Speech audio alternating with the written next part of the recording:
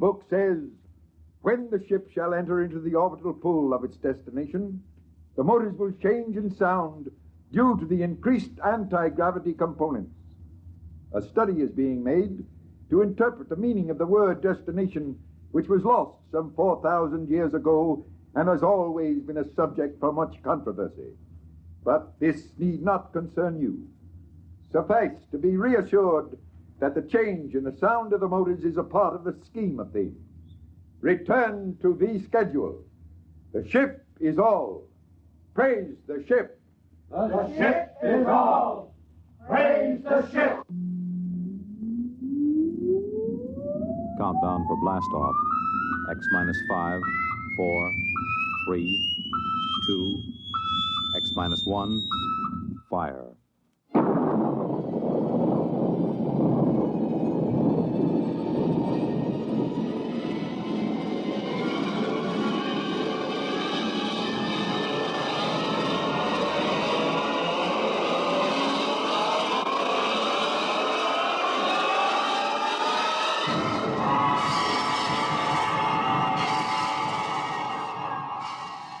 From the far horizons of the unknown come transcribed tales of new dimensions in time and space. These are stories of the future, adventures in which you'll live in a million, could be years, on 1,000 maybe worlds. The National Broadcasting Company, in cooperation with Galaxy Science Fiction Magazine, presents X minus 1.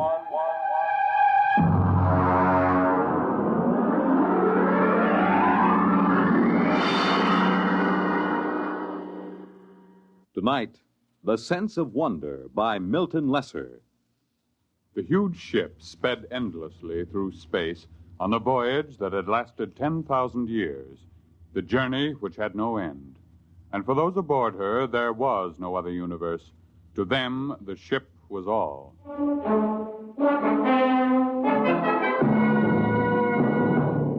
The ship is all. Rykud read the slogan embossed in raised letters of steel outside the door to the priest's compartment.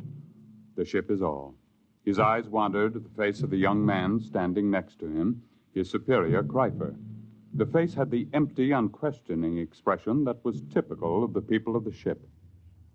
Are you ready, Kreifer? I am. Enter. Come in. Well? I am Kreifer. Superior class, 3rd level, compartment Y51. Welcome. This is my attendant, Rykud. Be welcome. Praise the ship. Praise the ship. What is your mission? My superior's schedule shows that today he is 25 units of age. He is ordered to appear before the priest of the 3rd level to be given a woman. You have the schedule with you? Here. Good. You have your certificate of health and fertility? Show him the certificate, Rykud. Don't just stand there dreaming. Oh, yes. Here. Good. Return to your compartment. I will have the matron bring you a woman from the 4th level. Praise the ship. Praise the ship.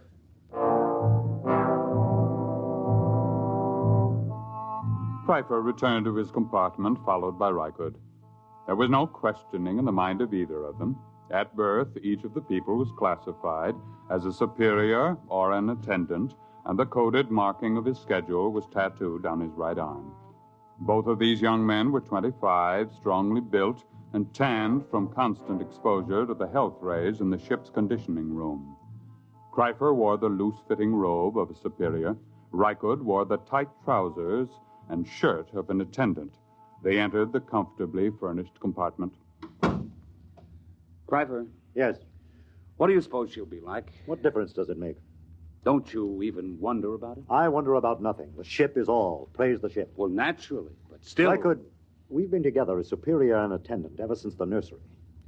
As an attendant, your entire purpose in life is to keep me alive and productive, to perpetuate the people.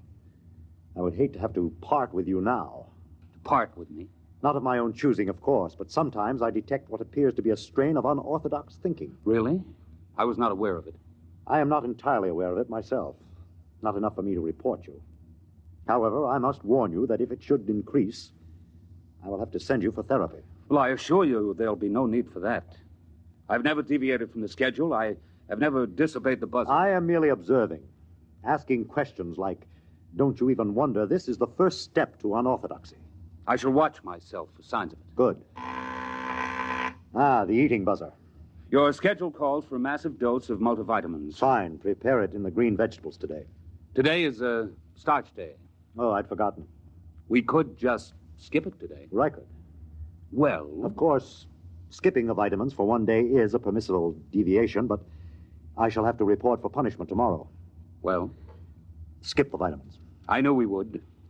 You've never missed a permissible deviation yet. It's your influence that makes me do it. And you always blame it on me. That's what attendants are for. Yes, I know. Now, that must be the matron with the woman. Open the door. Maintain the utmost dignity, please. Yes? Is this the compartment of Kryfer, third level, Y51? Yes? I am matron of the woman's level. Enter. I am Rykud, Kryfer's attendant. This is Kryfer. I have brought a mate for you. This is she. Be welcome. Praise the ship. Praise the ship. Her name is Aylin. Welcome, Aylin. I am most happy to be here. Praise the ship. Come. I will show you which compartment is to be ours. This way. There are 5 compartments in this suite, and ours will be this. Will you take food, matron? Why do you look at me that way? That mark on your forehead. You have always had such a mark? Yes. And you have another diamond-shaped on your right shoulder? How could you know such a thing? Your name is Rykud. Rykud. How like him you look. How like whom? Your father. My what? Of course, you could not know the meaning. What do you say? When you were born, like any of the people of the ship, you were taken immediately and placed in the nursery of the ship.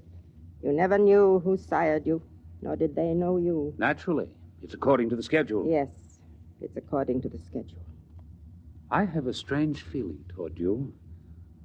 I can't explain it. What sort of feeling, Rykud? As if we've met before. But that's impossible, of course. Yes. Still, there have been cases, it is almost heresy to mention it, where a mother has been able to keep her child for a while. Such a female would be turned over to the control chief and fed into the converter. If she were discovered. It is a criminal thing to do.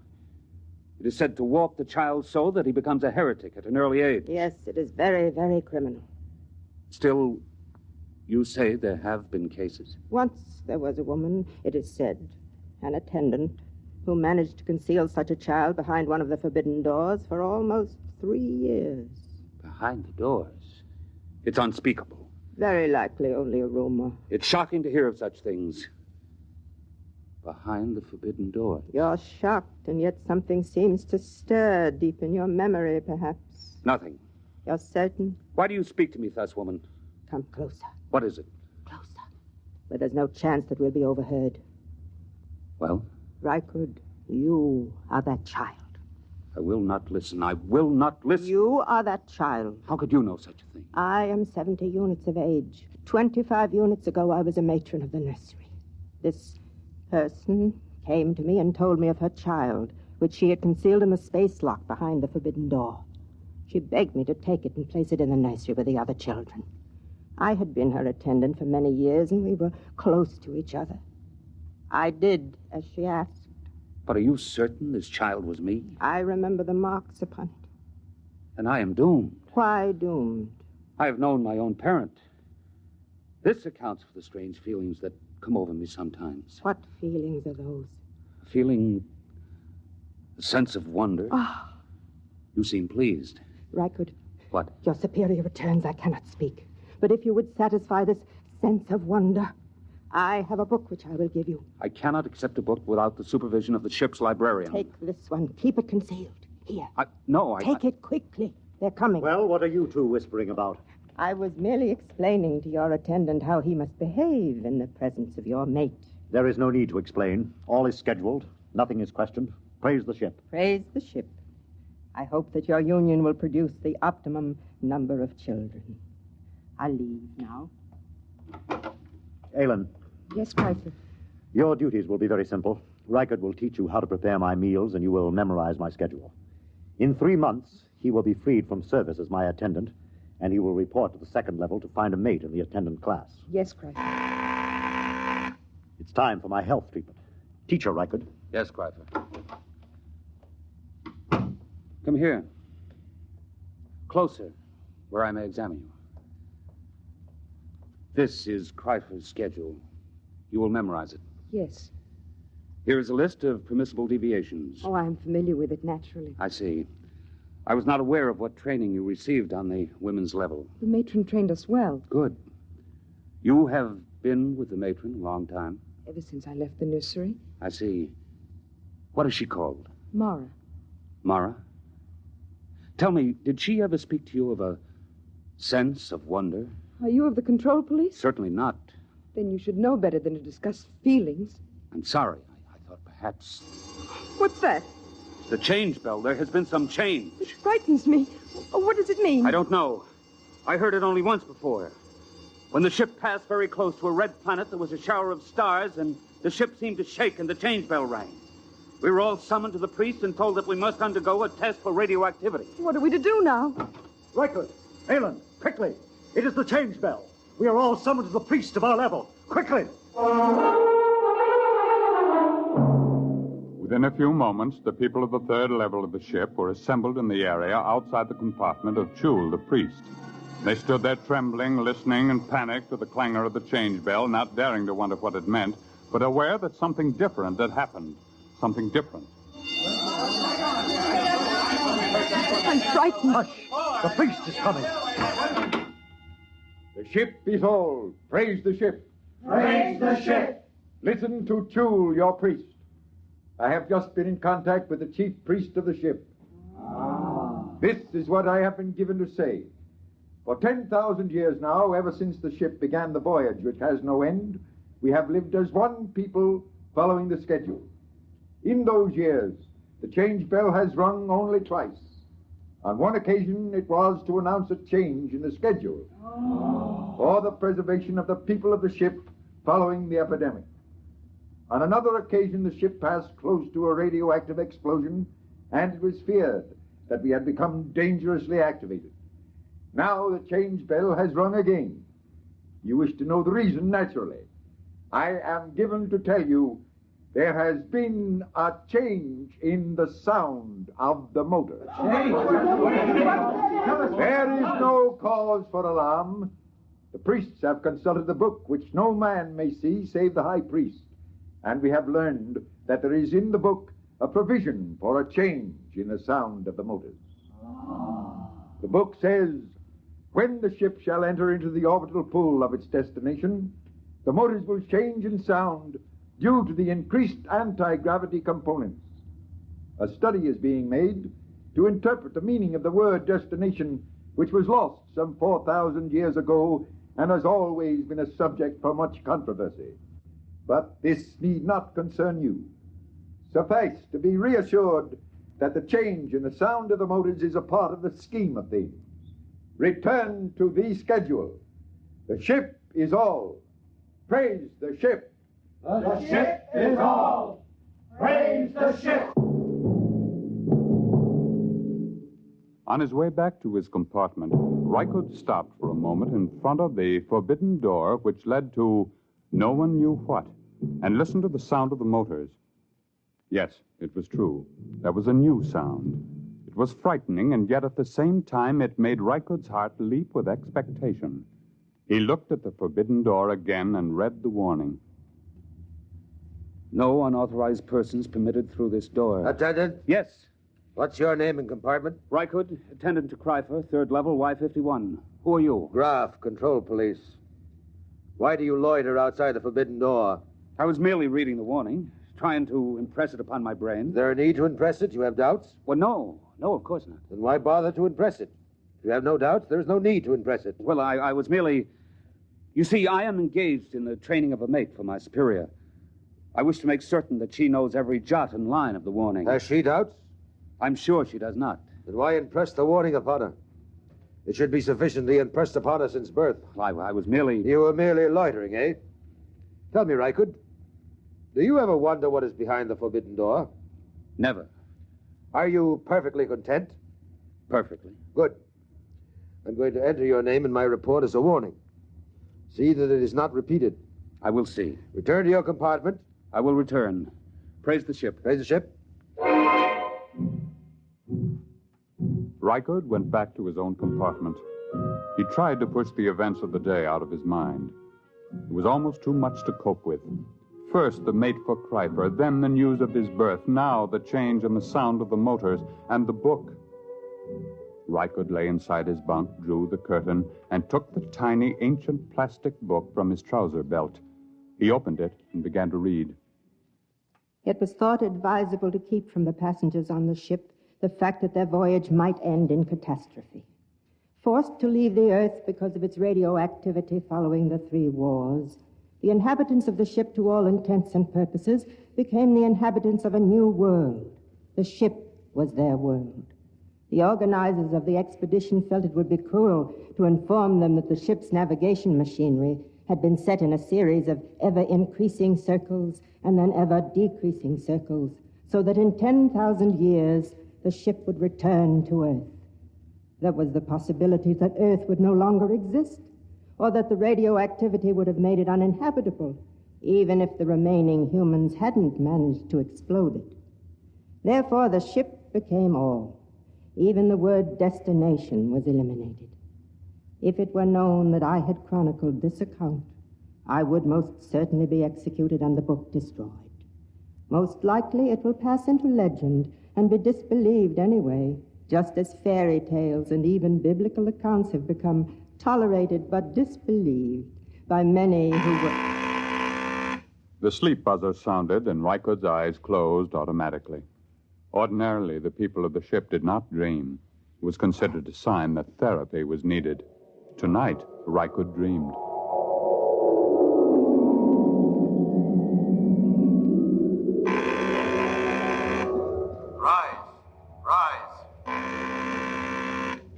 Rise. Dress. Eat. Raise the ship. Rise. Eat. Dress. The ship is off. Rykud. No. Rykud. What? Shh. What is it? You've been dreaming. I heard you and came in to see what was troubling you. Where's Kreifer? He sleeps like the dead. I was dreaming. Ellen, look at me and tell me the truth. Do you ever dream? Do you? Yes. I know it. I could tell it by looking at your eyes. But you mustn't tell anyone. I won't. You were very close to the matron, were you not? Yes. Did she ever read to you? Read? Did she ever read from this? Where did you get that? She gave it to me. Then you must be one of the trusted ones. Who are the trusted ones? Some of us, the women who were with the matron since we were very small. We've been trusted by her to hear the reading of this book. I see. But if anyone found out... I know. Rykud? Yes? I feel very strange. I, too. What is it? I don't know.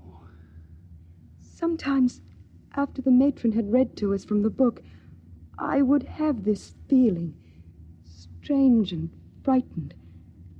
And she would comfort us. Comfort? What does that mean? She would put her arms around us. And did that comfort you? Yes. How terribly strange. Rykud? Yes? Comfort me. Put your arms around me. Ellen. Please, will you? Yes.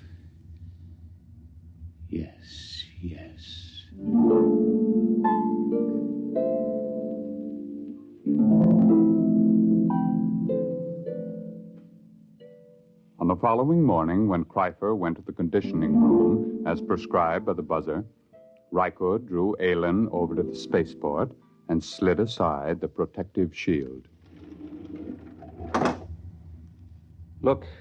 I am looking. Tell me what you see. I see the stars and space. Look closely. Do you see nothing unusual? I so seldom look through the spaceport. I'll tell you then. Look there.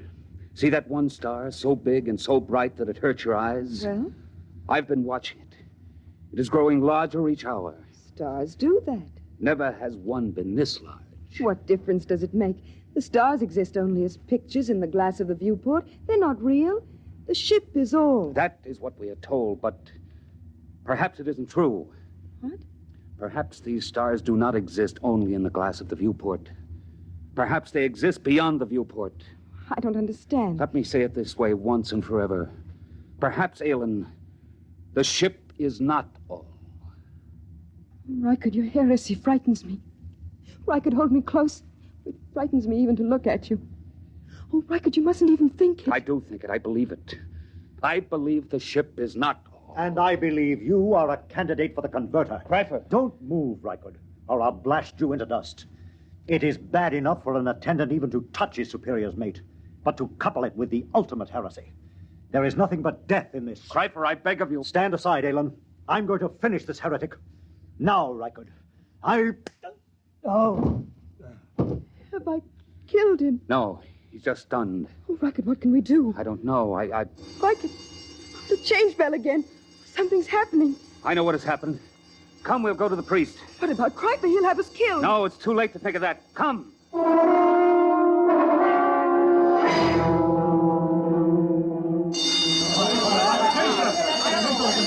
Alan. Stand close to me. The priest is entering. Silence! Once again, the change bell has sounded. There has been another change. Doubtless you all felt the shock and the vibration a moment ago. I am informed that the motors have stopped. Silence! However, once again, there is no need for any panic or alarm. We will continue to live our lives just as before. The only thing that has changed is that the motors have stopped and that the view in the viewports has changed. Behold. The view in the viewports has been changed from the stars to a garden. That is all there is to it. The book makes mention of the fact that the view in the viewports is changeable. Go back to your compartments and resume the schedule. The buzzer will be your guide as always. The ship is all.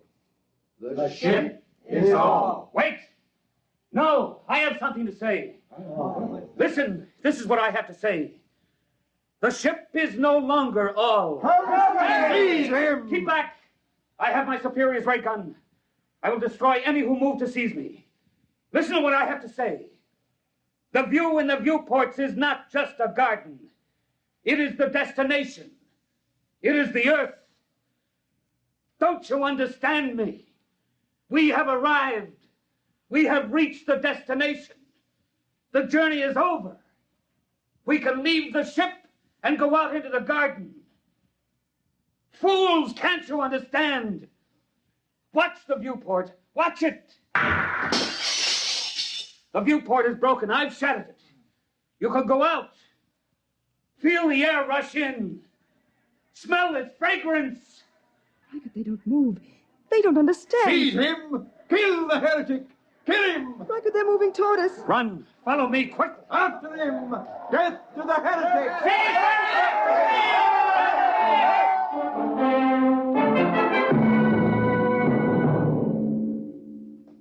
Rykard and Alan ran down the long steel corridor with the crowd on their heels. After a few moments, they came to the forbidden door of the control room. Alan, quick, in here. Rykard, it's forbidden. I'll have to blast the lock. Quickly, now come. Now, help me close the door. Now the bar. We're safe in here for a while. Not even the priest can make them come in here after us. It'll take them time to figure out what to do. Rykard, look. Look at the machinery. It's frightening. We're in the control room. It tells about it in the book. You see this big machine here? There was a drawing in the book. This is the machine that controls the buzzer. Just a simple machine like that? Yes, a simple machine. Stand back. What are you going to do? I'm going to smash it.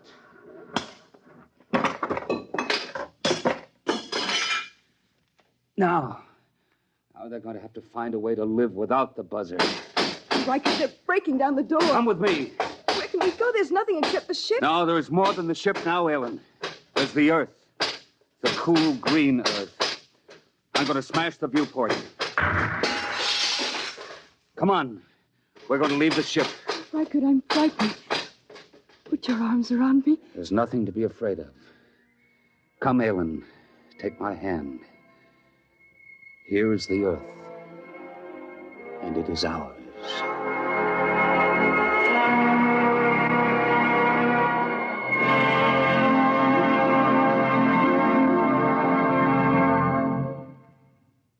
have just heard X-1, presented by the National Broadcasting Company in cooperation with Galaxy Science Fiction Magazine, which this month features a story by F.L. Wallace titled Mesereau Loves Company. When Marcus Mesereau set out on his mission to Earth, he was driven by pride and indignation, plus a practical reason. But if he'd known what lay ahead, he might have decided to let bad enough alone. Galaxy Magazine on your newsstand today. Tonight, by transcription, X-1 has brought you The Sense of Wonder, based on a story from the pages of Galaxy written by Milton Lesser and adapted for radio by George Lefferts. Featured in the cast were James Monks, Bill Quinn, Edwin Jerome, Vera Allen, Rita Lloyd, Joe DeSantis, and Dick Hamilton. Raymond Edward Johnson was the narrator. Your announcer, Fred Collins. X-1 was directed by Daniel Sutter and is an NBC Radio Network production.